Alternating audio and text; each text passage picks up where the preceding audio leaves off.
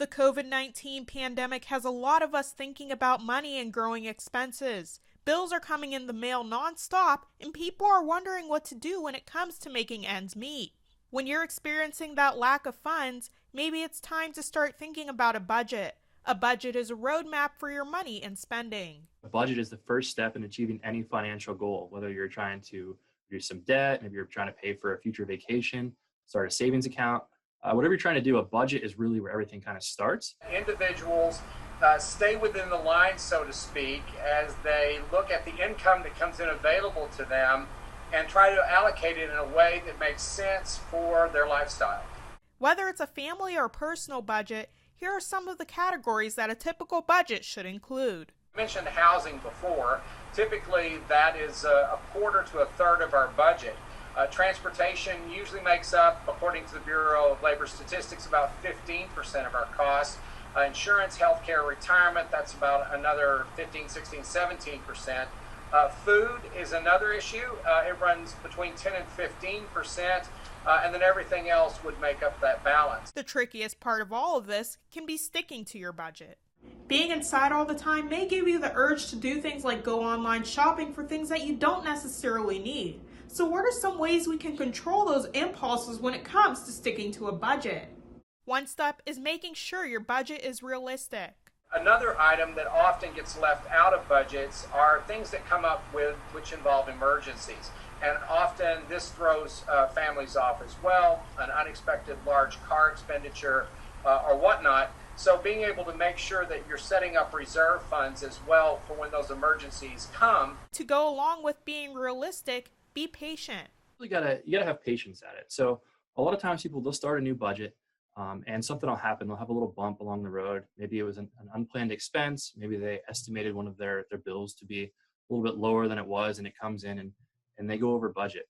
We tell people, don't get discouraged. Just adjust your budget, keep going. When you set a budget, have a goal in mind and make that your focus. If you're on a diet and somebody offers you a big piece of cake, you might have an easier time turning that down if you know that you've been working hard, you've been really hitting the gym.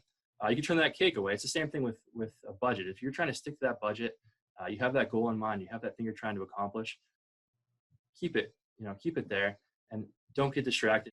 But if funds just aren't working in your favor, is taking out a credit card an option? We don't need to look at credit cards as sort of a free-for-all and not think about what the implications are, because shockingly, people will often find themselves in very high levels of debt very quickly. When you rely on the credit cards, you look at it as almost like a piggy bank, and that's not the case. You owe that money back. So sometimes it doesn't seem like a lot of money and people start spending. But once you get on the other side of things and you try paying that down, you can really find that it's difficult to pay back. If absolutely needed, there's a smart way to use a credit card. The best use for a credit card would just be for monthly transactional purposes that are already allocated in the budget that you're going to cover with a single payment at the end of the month, and not carrying forward balances.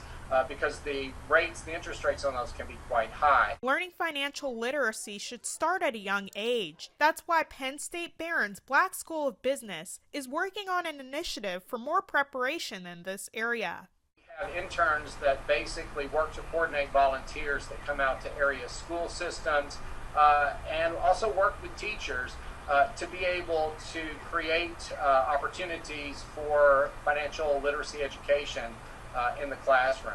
We're also working on a number of initiatives for the broader community as well. Williams from Widget Financial has one last piece of honesty to keep in mind. It all comes down to just making sure that your income is greater than your expenses. We have so many people, whether it's on a personal budget or a family budget, that they're just spending more than they make. Although it's a lot of work, budgets are good to have when the unexpected comes up.